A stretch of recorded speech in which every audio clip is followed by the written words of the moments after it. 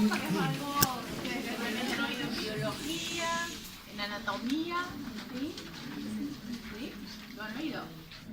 Lo consideran por ejemplo una bomba, si lo vemos desde el punto de vista mecanicista, al sistema cardiovascular.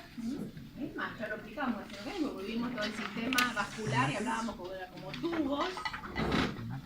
Fácilmente podemos considerar al impulsor del fluido a través de esos tubos por una bomba que es el corazón.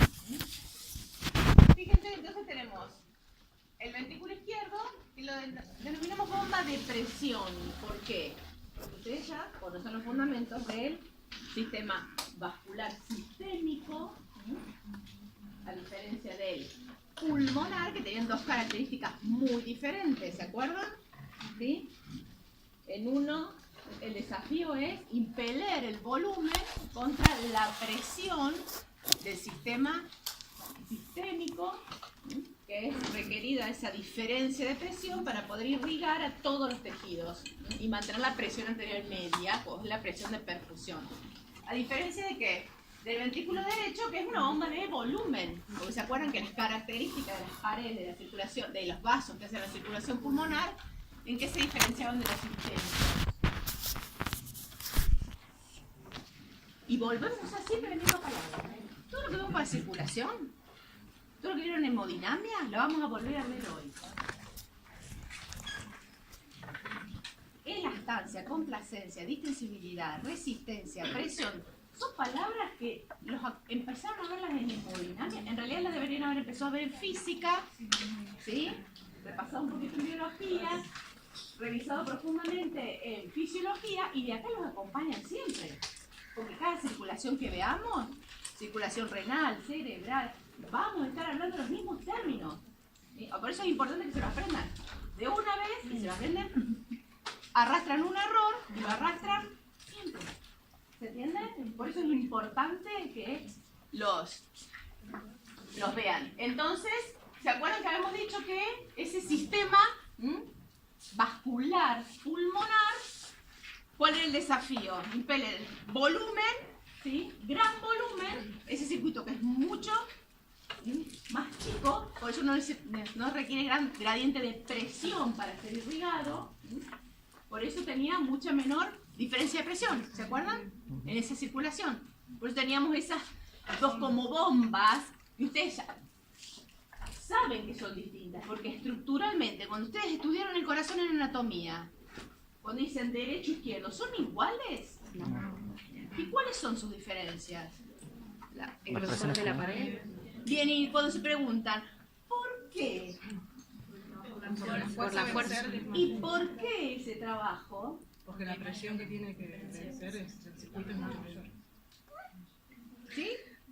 Entonces, siempre se van preguntando y van a llegar, y ahí van a llegar a la ley de Laplace y a la ley de... ¿sí? Van a terminar llegando a una ley física aplicable a eso. ¿Ah? Bien. Obviamente que para que este corazón como bomba funcione eficientemente, tiene que darse en una secuencia ordenada y coordinada de eventos. Dos tipos de eventos que son los que vamos a ver hoy: eléctricos y mecánicos. Y obviamente toda esa secuencia ordenada de eventos eléctricos y mecánicos responden a una base estructural, que lo que siempre hablamos de una relación es estructura-función. Desde una estructura subcelular a una estructura macroscópica como el corazón entero. O sea que tenemos que ir haciendo referencia constantemente a la relación estructura-función que permite que cada uno de esos procesos se vayan dando. Bien. Una de las formas más fáciles de poder interpretar todo esto a través de lo que se denominaron propiedades del miocardio. Ustedes las conocen, a las 5 propiedades. ¿Cuáles son? Contracción, excitabilidad. Vayamos viendo cuál es necesaria cada uno. Vayamos tratando de instalar una secuencia. Automatismo. Y antes, Excitabilidad. bien, excitable. Necesitan ser excitable para poder entender cualquiera de las otras. ¿Sí? Después, automatismo. Después, conductibilidad, porque esa señal se conduce para llegar a la contractilidad y después requerido la relajación. ¿Sí? Entonces así no se van a olvidar ninguna. Establezcan una secuencia. ¿Sí? Entonces tenemos excitabilidad o homotropismo, automatismo o crono, conductividad o bromotropismo, contractilidad o inotropismo, relajación o lucitropismo. Vamos a ir viendo cada una de ellas y rápidamente cómo se relacionan con los eventos o esa secuencia de eventos eléctricos y mecánicos que se van integrando que nosotros conocemos como ciclo cardíaco. ¿Sí? Que ustedes ya conocen desde biología, que han estudiado cuáles son los 4 momentos principales de ese ciclo cardíaco si lo visualizamos del ventrículo izquierdo. ¿Cuáles son los 4 principales? Las fases principales. Llenado ventricular, contracción isovolumétrica, eyección y relajación isovolumétrica. Si lo vemos desde el ventrículo izquierdo o derecho igual, lo que pasa es que los valores van a cambiar. Y entonces, en esos 4 vamos a diferenciar eventos sistólicos y eventos diastólicos. Lo mismo pasa con la aurícula. También podemos referenciarnos a ella, pero van a estar un poquito en desincronía porque siempre la contracción auricular, ¿sí?, va a arribar en la última parte de, ¿qué cosa? La contracción de las aurículas. En la última parte del llenado. O sea, en la última parte de la diástole ventricular. Entonces, por eso también tenemos que ir coordinando esa serie de eventos. Excitabilidad, como ustedes ya saben, entonces, es un tejido excitable, músculo, cardíaco, que ustedes ya estudiaron en histología. Pueden generarse potenciales de acción en respuesta a estímulos, ¿sí? Ahora, ¿quién genera el estímulo para que estas células puedan responder generando potenciales de acción? El nódulo. Exactamente. Un conjunto de células musculares que se llaman pacemakers, ¿sí?, que son autoexcitables, que se encuentran principalmente en donde las que rigen todo, no son las únicas, pero son las que rigen por su frecuencia de descarga toda la actividad eléctrica. En el nodo sinoauricular, exactamente. Células P las pueden encontrar por marcapaso y no son otra cosa que células musculares modificadas que adquieren, gracias a algunos canales que tienen en su membrana, la posibilidad de llegar automáticamente al umbral y descargar el potencial de acción. ¿Sí? Por eso se dice que tienen actividad espontánea. Entonces, ¿cómo se genera ese potencial de acción? Que es el mismo principio que el de cualquier célula autoexcitable. ¿Y ustedes ya vieron dónde más hay células autoexcitables? ¿Las vieron? Las de Cajal. ¿Eh? Las de Cajal. Las de Cajal en el tubo digestivo. ¿Dónde más habrá células autoexcitables? ¿Dónde hay alta probabilidad de que haya células autoexcitables? ¿En dónde? Si existen en el tubo digestivo, ¿dónde habrá mayor probabilidad de que existan células autoexcitables? En el cerebro. Sistema nervioso. ¿Ah? Algunos conjuntos de células también son autoexcitables en el sistema nervioso central. Bien. Entonces, ¿qué tenemos? Potencial de acción, dijimos siempre a partir de qué? Del umbral, ¿sí? Se desencadena el potencial de acción. Lo diferente es esto. El prepotencial, la palabra nos dice prepotencial, los cambios que se dan desde el potencial de membrana hasta el umbral, pues se llama prepotencial, o potencial diastólico espontáneo. Tiene 2 nombres. Es lo que no se pueden olvidar de este potencial de acción. Se olvidan esa parte de este potencial de acción y están hablando de un potencial de una neurona. ¿Sí? O sea que están dibujando en un examen un potencial de acción del nodo sinusal, no dibujan el prepotencial y ponen que hay una fase que se denomina prepotencial diastólico, potencial diastólico, DD, como quieran decir, el PDD, o sea, la sigla que ustedes le quieran poner, pero no puede dejar de estar. Sí o sí, porque es la explicación para que esta célula sea automática. Fíjense que acá que tenemos intercambio de iones, obviamente, responsables de cada una de esas fases. Acá tenemos principalmente entrada de sodio, un poco de entrada de calcio, principalmente entrada de calcio, a diferencia del potencial de acción que conocemos del modelo neuronal, y salida de potasio. Ahora, lo que tenemos que conocer es a través de qué tipo de canales suceden esos flujos de iones. Estas corrientes, fíjense que una corriente se denomina corriente Fanny, que se da a través de ciertos canales característicos que se encuentran en estas células, y en otras también, pero principalmente en estas células. Corrientes que son de calcio transitorias, corrientes de calcio lentas y corrientes de potasio. Acá es donde marca que se inician las corrientes de potasio. Y fíjense que en los libros, esos numeritos que tienen ahí, que en muchos libros o en muchas, es como una codificación, una convención que han encontrado para llamar, en vez de prepotencial le llaman fase 4, ¿sí? En vez de despolarización le llaman fase 0, en vez de repolarización le llaman fase 3. Y para complicarnos la vida encima como medias raras, porque si no puede ser 0, 1, 2, no, 0. O sea que si ustedes ven esos números, ya está por convención puesto así. En los libros de semi, en los libros van a encontrar esos numeritos, por eso para fisio no es tan importante que se lo aprendan. Dicen prepotencial, ya sabemos, prepolarización, pero después van a ir a fármaco, va a decir, altera la fase 4, y va a decir, ¿cuál era la fase 4? ¿Se entiende? Porque ya está por convención puesto así. Bien. Fase 4 hablando, prepotencial o potencial diastólico espontáneo. ¿Qué dijimos? Corriente Fanny se le llama porque es una corriente entrante de sodio por unos canales especiales, que dijo canales específicos, fíjense que la sigla es HCN. ¿Por qué? Porque son activados por hiperpolarización, o sea que cuando la repolarización, ven, esta fase 3 llega a menos 60, esos canales que son sensibles a ese valor de potencial se abren. Una pregunta, ¿esos son los de alta conductividad, no? No, que yo sepa, alta conductividad, no tanto. Al sodio. Es mucha conductividad al sodio, un poquito al potasio, pero acá se abren. Y a su vez son modulados o regulados por AMP cíclico. O sea que hay mensajeros químicos que pueden regular su conductividad o su nivel si están abiertos o cerrados. O sea que acá tienen todas esas características. Pero a su vez, ¿qué se van abriendo?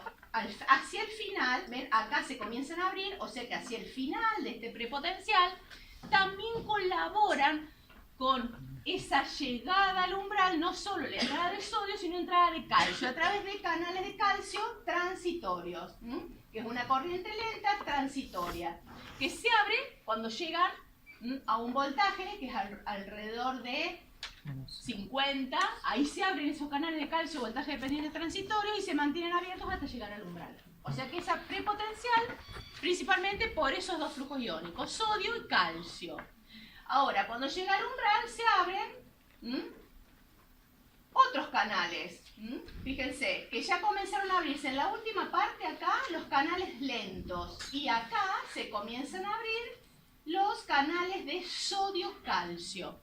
O sea que siempre es un juego. Inicia sodio, sigue calcio transitorio, se activan calcio lentos y hacia el final, para realmente aumentar la velocidad, ven que es mucho más rápido, después la despolarización, es calcio-sodio. ¿Sí? O sea que es bastante distinto a lo que hemos estado viendo de los potenciales de las neuronas. Entonces los canales lentos son canales de calcio solamente. Son canales de calcio solamente. Y después se abren calcio y sodio. Por lo que yo había leído, es como que te decía que entraban sodio y calcio juntos y que eran lentos porque tardaban en cerrarse. Y que por eso se producía el pico. Estos son 2 de los 5 tipos de canales que hay ahí. O sea, seleccionamos y recortamos, siempre le decimos, parte de la información. Ustedes van leyendo y van a abrir cada vez más compuertas. Nosotros recortamos para no complicarles la vida. ¿Sí? Hay de sodio, porque los de calcio lento se abren antes de llegar al umbral.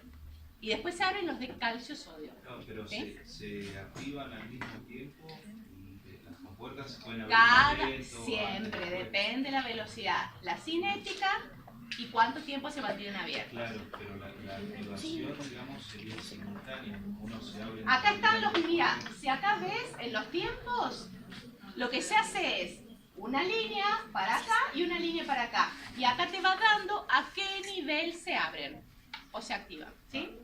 Hagan esa pruebita y ahí van a tener cada nivel de milivoltios. ¿Podemos usar igual el concepto de activarse y abrirse las compuertas? No, en algunos casos no. Ujú. No, porque ahí está, digamos, el tema, ¿no? Te mando el paper donde están los 20 y así te aprendes cada uno, más o menos. Yo lo subo, ustedes si lo quieren aprender se lo aprenden. Yo les recorto la información, lo básico. Pero esos son intercambiadores. NSX son intercambiadores. Estos entran los dos. Ya lo vamos a ver en la contracción muscular a los NSX. Estos son calcio, sodio, voltaje dependientes. Dependen del cambio de voltaje. ¿Sí? No te escucho.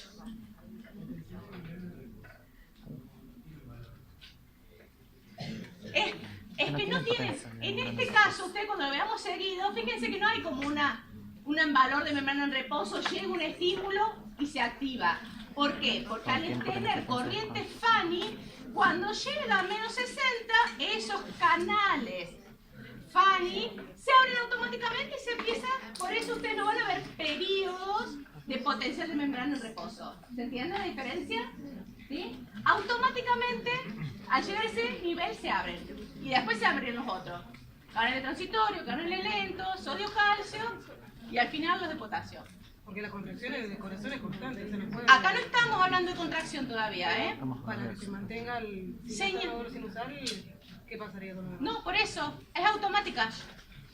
Bien. Constantemente, cuando llega a menos 60, se despolariza. Automáticamente se despolariza. Esa es la diferencia con los otros. Ahí es que se activan los voltajes dependientes. Acá, cuando llegan acá, se activan los voltajes dependientes Fanny. Repolarización, corriente de potasio, canal voltaje dependiente de potasio. ¿Sí? Igual que, o sea, no es el mismo. Tiene 10 subsiglas. Canal de potasio, voltaje dependiente. ¿Sí?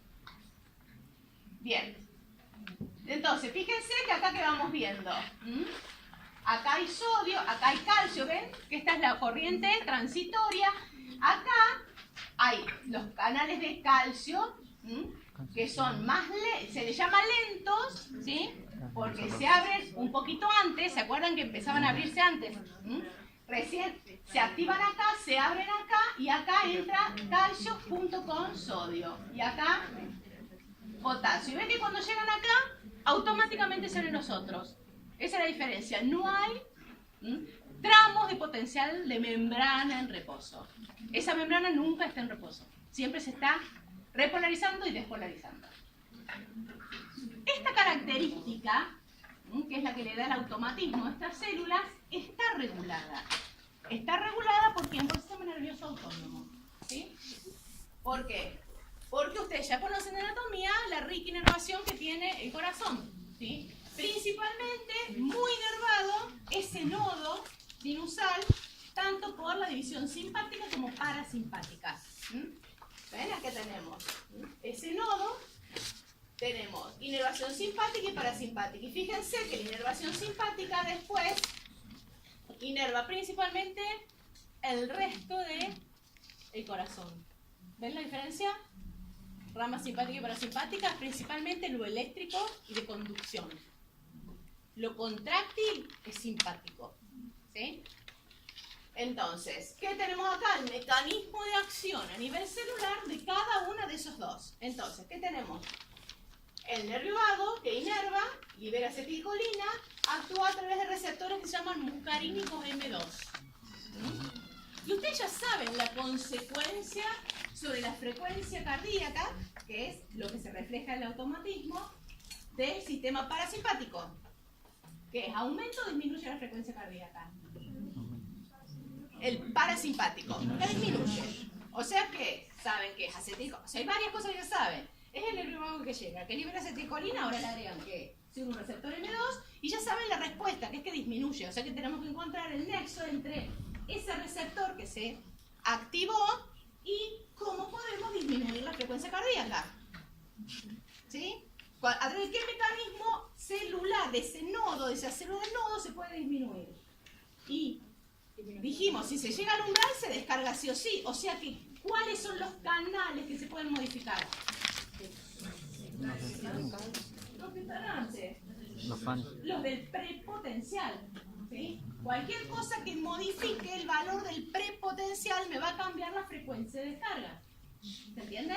Porque cuando se llegó al umbral, se descargó. ¿Está? Entonces, decimos que activa una proteína G, ¿sí? Y en este caso, esta proteína G está acoplada directamente a un canal de potasio. Ah, pero dijimos el canal de potasio no participa de la corriente ni Fanny, ni dijimos el calcio transitorio. Claro, pero entonces estos, ¿qué pasa? Al abrir canales de potasio, ¿qué pasa? Se hace más, se hiperpolariza, o sea que la alejamos del umbral, por lo tanto va a tardar más en llegar al umbral. Y si van para el otro lado, también se acopla una proteína G que inhibe a la adenilatociclasa. Y esa adenilatociclasa es la que produce AMP cíclico, que es la que mantiene bien la conductividad y tiempos de apertura de ¿quiénes? De los canales y Fanny. ¿Se acuerdan que era dependiente de dos cosas? De la hiperpolarización y del AMP cíclico. Si cae el AMP cíclico, esos canales y Fanny, perdón, la cara. Esos canales y Fanny van a responder menos. Por lo tanto, hiperpolarizamos y encima hay menos abiertos. ¿Qué se hace? Esa pendiente del prepotencial va a tardar mucho más en llegar al umbral. ¿Se entiende? ¿Sí? Bien. Por el otro lado, el simpático.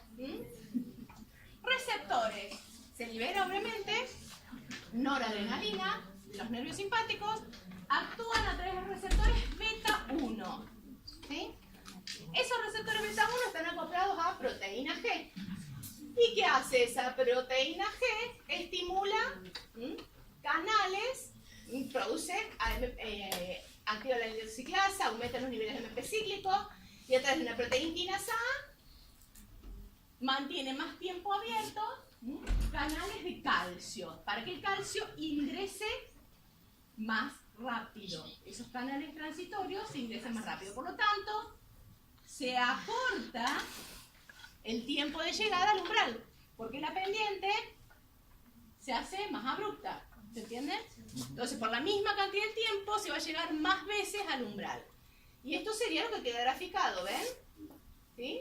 ¿Ven que la pendiente es mucho más corta? En cambio, por acción de la acetilcolina, disminuye, porque se hiperpolariza, y a su vez, tarda más tiempo en llegar al umbral.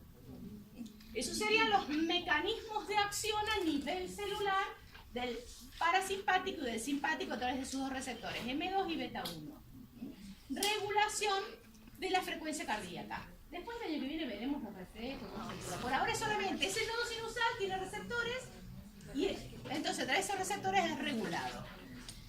Cuando hablamos entonces de que se descarga ese potencial de acción, se propaga. Ese impulso, ese potencial de acción se propaga por el sistema de conducción que ustedes ya conocen. Entre el nodo sinusal y el aurículo ventricular tenemos las tres ramas, ¿sí? Desde el aurículo ventricular se abren las dos ramas, ¿sí? Las de His, y después todo lo que es el sistema de Purkinje. Todo por ahí que se va conduciendo ese impulso generado en el nodo sinusal. Ahora, tiene ciertas características que ustedes ya las deben conocer de anatomía. ¿Sí? Porque hay características estructurales en esa cadena de nodo sinusal. Los haces internodales, aurículo ventricular, haz de His y Purkinje, hay ciertas características histológicas y anatómicas que hacen que, fíjense los tiempos, esto tarda 0,03 segundos y fíjense acá, 0,12, 0,16, de repente retardo. Hay un retardo, ¿sí?, que permite que todo lo que esté por delante, ese potencial que iba por las vías de conducción, puedan generar la contracción de las estructuras auriculares. ¿Se entiende? Por eso, ahí tenemos ya la primera parte de la coordinación. Hay estructuras más ramas de colágeno, cosas que hacen que resistencia a las cargas eléctricas, que hacen que se retarde el paso hacia las raíces del sistema de equilibrio. Por lo tanto, ¿qué permite? Que las aurículas se contraigan antes que los ventrículos. Y obviamente, todo este sistema también tiene una regulación nerviosa. El sistema, ya sea del nodo sinusal para el automatismo y la conducción, son reguladas por el simpático y parasimpático, básicamente con los mismos principios que vimos recién. Y entonces ahí llegamos a la contracción. Dijimos que ya el retardo en la conducción permite que se contraigan las aurículas antes que los ventrículos. Pero esa contracción, ¿ven? ¿Qué tenemos acá? Las potencias de acción de los nodos. Obviamente que hay fibras interconectadas que son las que primero se van a contraer, justamente los auriculares, que van a contribuir a ¿qué? A la última parte del llenado. ¿Se acuerdan que ya dijimos? A la última parte del llenado. O sea que se contrajeron las aurículas cuando el ventrículo todavía está en diástole. A eso ayuda justamente ese retardo. Y a su vez, todo esto que actúa como un sinsitio funcional. ¿Por qué? Por las mismas características estructurales de los miocitos miocárdicos, que ustedes ya las conocen.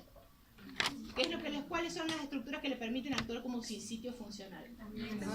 Las uniones GAP, que es parecido a lo que vieron en el músculo liso del segundo libro. Fíjense que son las mismas cosas, chicos. Repetido. La evolución se repite. O sea, lo que tenemos que tener en claro es qué es lo que se repite y que me ayuda a pensar que es la misma estructura, entonces va a ser un proceso parecido, ¿sí? Pues si no estaríamos llenos de cosas distintas. No son tan distintas. Tenemos que buscar las que son parecidas para aprender esas y de ahí poder razonar el resto. Entonces, acá que tenemos uniones GAP y también tenemos desmosomas, ¿sí? Y otras estructuras que le dan a su vez, porque tienen que conectarse rápidamente para contraerse como un sinsitio, pero a su vez tiene que ser bastante firme esa unión, porque si no terminaríamos desgarrando fácilmente ese músculo miocárdico. Por lo tanto, esa estabilidad mecánica se la dan los desmosomas y una cantidad mayor de ¿qué? De caderinas en las uniones adherentes. Y las zonas de baja resistencia para que pase la corriente iónica y funcione como un sinsitio funcional. O sea que tiene características especiales en las uniones celulares que le permiten ejercer su función. Entonces, ¿qué vimos? Nosotros teníamos acá que se desencadena el potencial de acción del nodo sinusal. Ese potencial de acción es parecido en el nódulo auriculoventricular. Lo vemos. En las vías de conducción es casi una cosa intermedia entre las del nodo y las del músculo. O sea, básicamente, se tienen que aprender los dos extremos. El nodo y el ventrículo, ¿sí? Como le les recortamos, ¿por qué? Pero ¿por qué? Porque son las dos que son bien distintas. Entonces no se le pueden causar confusiones, ¿sí?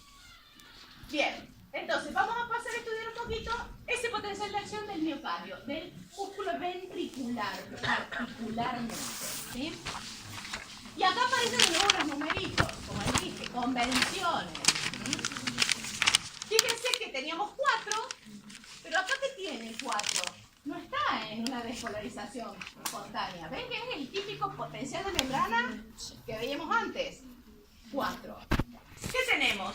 0, despolarización. Y acá que tenemos la 1 y la 2, que antes no estaban, y acá están. ¿Qué quiere decir? Que aprendieron primero esta y después le pusieron el número a la otra, ¿sí? Entonces acá están la 1 y la 2. Fíjense que acá está, hay una inversión de potencial que se da de una manera más rápida, ven, por esta pendiente, y después aparece la BZ, que es la 2. Y después, obviamente, pero siempre desde acá hasta acá, es parte de la repolarización, ¿se entiende?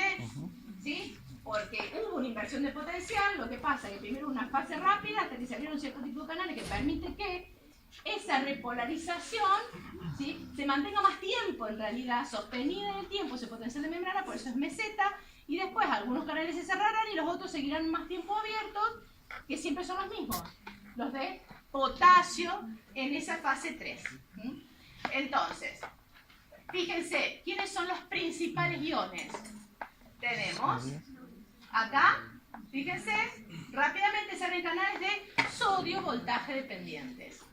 Rápidos. Fíjense la pendiente. Casi ni le vemos pendiente, que es recta, ¿sí? Muy rápidamente se abren. Después participan, fíjense, principalmente iones calcio, ¿ven? Durante la meseta hay ingreso de iones calcio y durante, obviamente acá fase 3 repolarización, pero ven que durante todo este tiempo está entrando, saliendo potasio. O sea que por eso que dice es repolarización. Lo que pasa es que hay una fase en la que por un lado sale potasio, por otro lado entra calcio. Entonces el potencial de membrana queda igual, meseta. ¿Ah? En algunos libros van a encontrar que ese pico, ¿sí? Por ejemplo, que entra cloro, ¿sí? Que ahí se abren un poquito de tiempo unos canales de potasio rápido, que después se cierran y después se abren unos más lentos. Lo que importante es que ubiquen que en este caso es sodio rápido, calcio, potasio y potasio. Y del que no se tienen que olvidar es del calcio. ¿Sí? Del calcio en la meseta. Porque ¿de qué participa ese calcio que está ingresando en esa célula muscular? De la contracción muscular. Bien. Y a su vez, una característica importante en estas células es que esa meseta, ¿qué hace? Prolonga el periodo refractario absoluto. ¿Sí? ¿Qué quiere decir?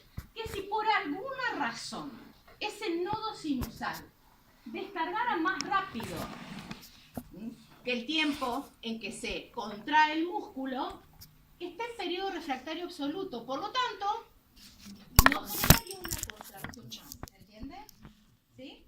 Esa es la importancia. ¿Sí? Evita que ese músculo se tetanice, porque tiene un largo periodo refractario absoluto. Ven, y acá recién tenemos el potencial, el periodo refractario relativo y después el potencial de reposo.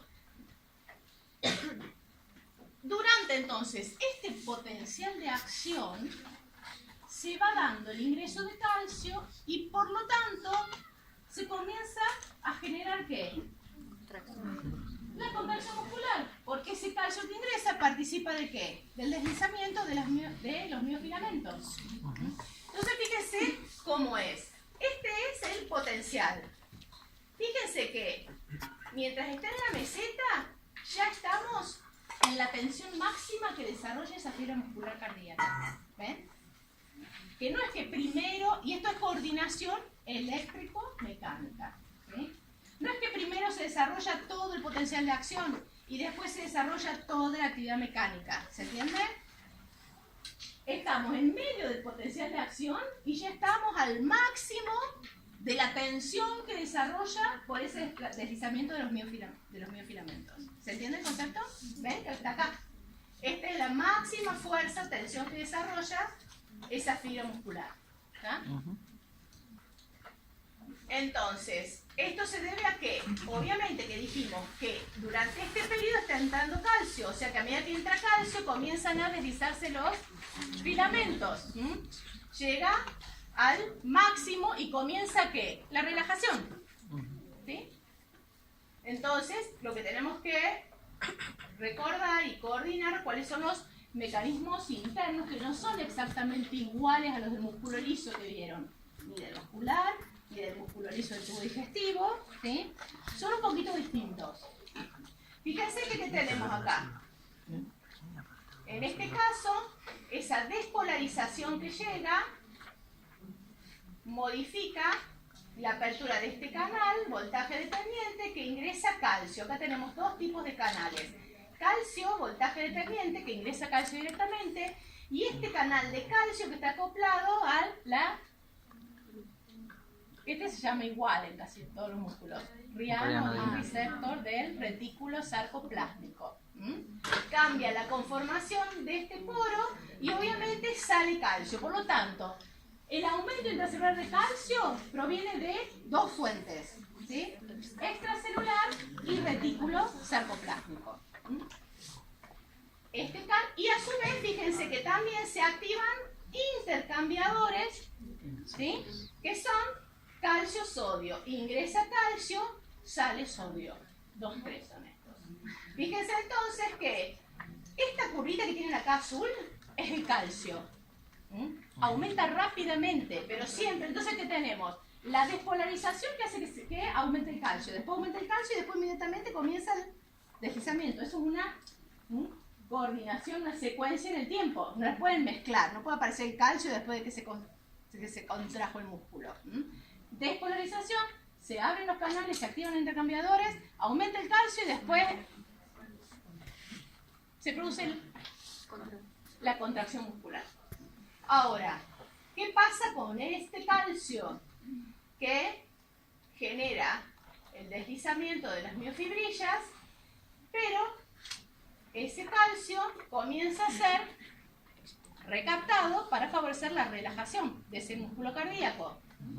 Fíjense cuáles son los principales mecanismos. Uno pareció al otro, una bomba, calcio TPasa, pero que depende de una proteína que se llama fosfolambam, en este caso, ¿sí?, que recupera el calcio al interior del retículo. Después tenemos otras bombas de calcio en la mitocondria, que algunas de ellas intercambian, hay acá algunos intercambiadores con sodio, y después en la membrana, que tenemos bombas de calcio TPasa que expulsan el calcio, y a su vez intercambiadores, pero que en este caso el intercambiador se dio vuelta, ¿sí? Saca calcio, pone sodio. Y siempre la bomba sodio-potasio TPasa que ayuda a restablecer el potencial de membrana, porque en este caso vieron que repolarización, potencial de membrana. A diferencia del otro que llegaba y comenzaba la despolarización nuevamente. Bien, bueno, acá están los canales, ¿sí? Para que son todos los canales que aparecen acá. Bombas, canales e intercambiadores. ¿Qué cosa tenemos que prestar atención de la relación estructura-función más macroscópica durante esta contracción? Algo que ustedes estudiaron, ¿sí?, en anatomía. Cuando ustedes veían el corazón, ¿sí?, no estaban las fibras ubicadas ni longitudinalmente ni circularmente, sino que tienen desde la embriología, si ustedes vieron la embriología cardíaca en histología, una disposición particular, ¿sí? ¿Por qué? Porque cuando fíjense, las fibras de Purkinje llegan hasta el vértice y de ahí suben, ¿sí? O sea que la contracción, ¿por dónde va a empezar de última en ese ventrículo? Desde abajo para arriba. Abajo para Y arriba. encima, ¿qué tenemos? ¿Por qué? ¿Y porque la aorta dónde está? ¿Está acá abajo? No. Y entonces tiene que hacer algún movimiento que impulse para que la sangre salga por allá arriba, ¿sí? Por lo tanto, tenemos por acá abajo que comienza a contraerse y encima es como que se retorce. ¿Vieron cuando ustedes agarran un trapo para sacarle el imagen, se lo retuercen? Bueno, la disposición de esos miocitos es helicoidal. Por lo tanto, cuando se contraen, habría como un efecto, ¿sí?, que hace que favorezca aún más la eyección por la válvula aórtica. ¿Está claro eso?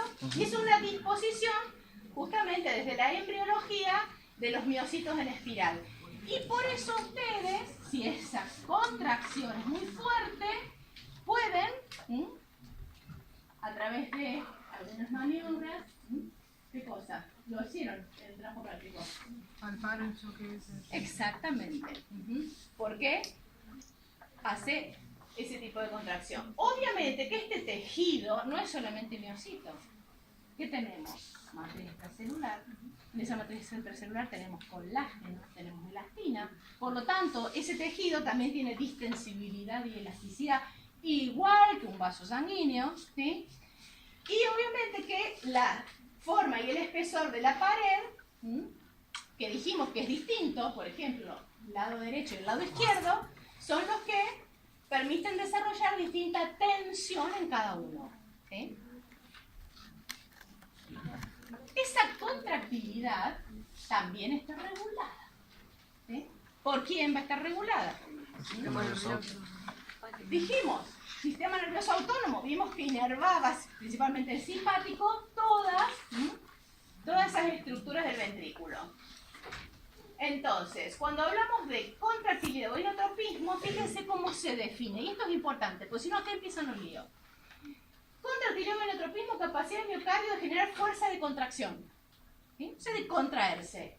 Depende de la interacción entre la miosina y la actina, que eso va a depender del calcio, del ATP, a su vez del oxígeno, ¿sí? O sea, factores que tiene ahí la célula, pero es independiente de la longitud del sarcómero inicial. ¿Sí? ¿Está claro? Bien. O sea que cuando cambia la contractilidad, cambia la fuerza de contracción. Menor contractilidad, menor fuerza de contracción. Mayor contractilidad, mayor fuerza de contracción. Y dijimos de qué va a depender principalmente. Del estado de esas miofibrillas, de la disponibilidad de calcio, de la oferta de oxígeno y de la cantidad de ATP que yo necesito. Tanto para la contracción como para la relajación, que también es dependiente de ATP.